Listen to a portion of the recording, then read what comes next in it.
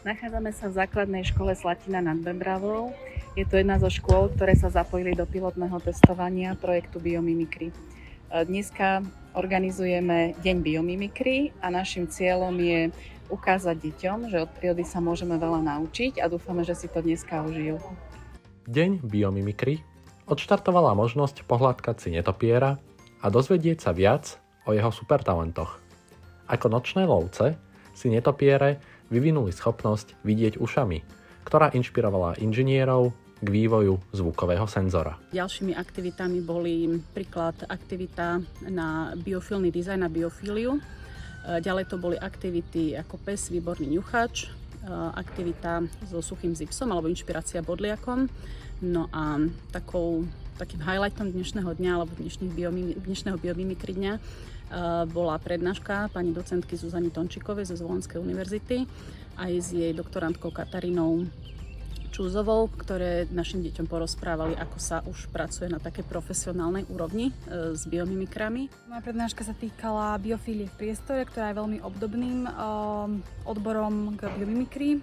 Je to vlastne niečo, čo sa vlastne týka vytvárania zdravého prostredia pre ľudí v rámci interiérov a v rámci nábytku. Mňa osobne oslovil veľmi nápad s tou hojdačkou, teda kde študentka vymyslela nejakú oddychovú zónu na parapetách okien s rastlinkami zavesenými a ďalej sa mi páčil nápad teraz aplikáciou koberca v podobe trávy. A ja som vlastne navrhol oddychový kútik v triede, kde by bola knižnica s knihami, tulivák, kde by sme si mohli položať pri čítaní, akvárium a nejaké závesné kvety na stenách.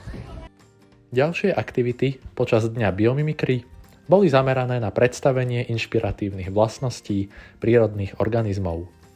Napríklad sieť, viditeľná v ultrafialovom spektre, umiestnená v skle, môže zabrániť vtákom, aby do neho narazili.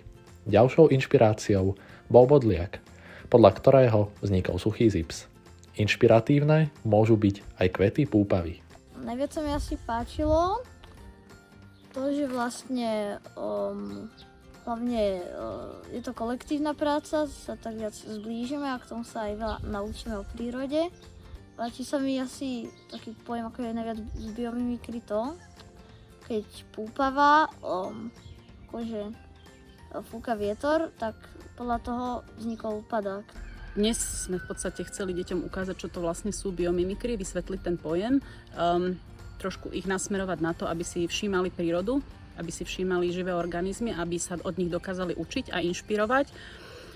Zažili sme, alebo teda mali sme tu viacero aktivít. Máme to šťastlivo za sebou a tešíme sa na budúci rok.